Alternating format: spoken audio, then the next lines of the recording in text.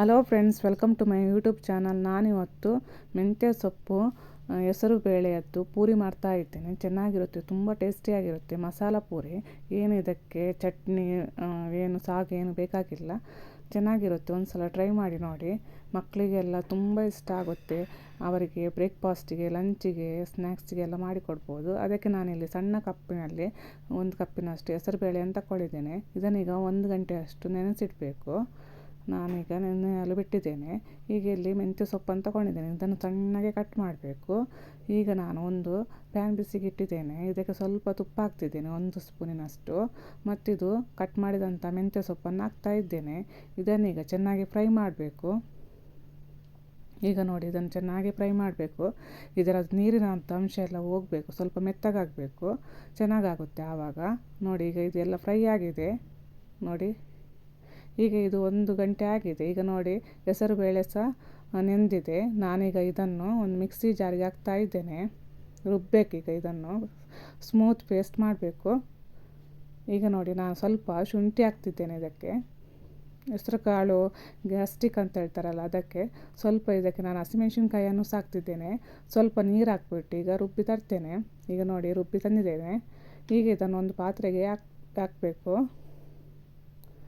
ಈಗ ನಾನು ಇದಕ್ಕೆ ಸ್ವಲ್ಪ 2 ಸ್ಪೂನಿನಷ್ಟು ರವೆ ಹಾಕ್ತಿದ್ದೇನೆ. ಚಿರುಟಿ ರವೆ, ನೈಸ್ ರವೆ ಬರುತ್ತಲ್ಲ ಅದು. ನೆಕ್ಸ್ಟ್ ಇದಕ್ಕೆ ನಾನು ಸ್ವಲ್ಪ ಕೊತ್ತಂಬರಿ ಸೊಪ್ಪನ್ನು ಸಹ ಹಾಕ್ತಿದ್ದೇನೆ.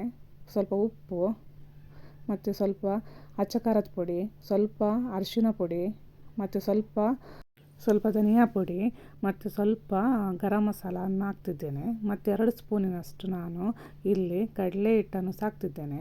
ಮತ್ತು ನಾವು ಫ್ರೈ ಮಾಡಿದಂತಹ ಮೆಂತ್ಯ ಸೊಪ್ಪನ್ನು ಹಾಕಬೇಕು ಇದಕ್ಕೆ.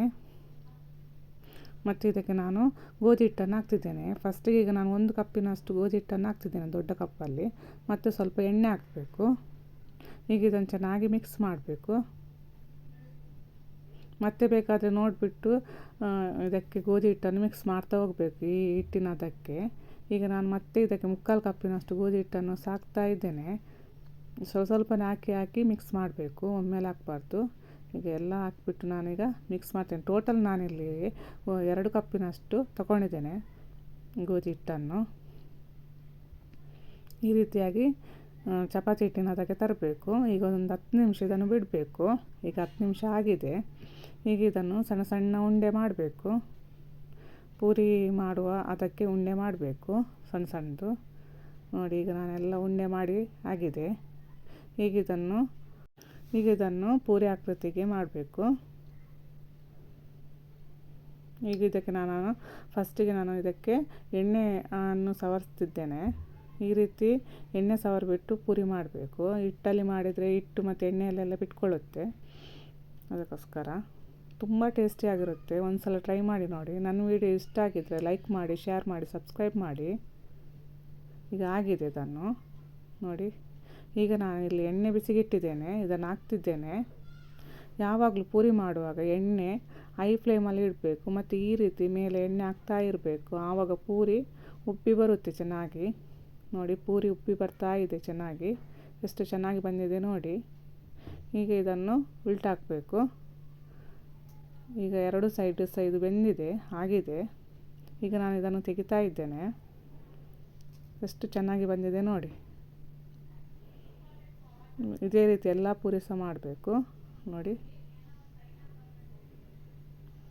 ಒಳಗಡೆ ನೋಡಿ ಎಷ್ಟು ಚೆನ್ನಾಗಿ ಕಲರ್ ಬಂದಿದೆ ನೋಡಿ ಇದರದ್ದು.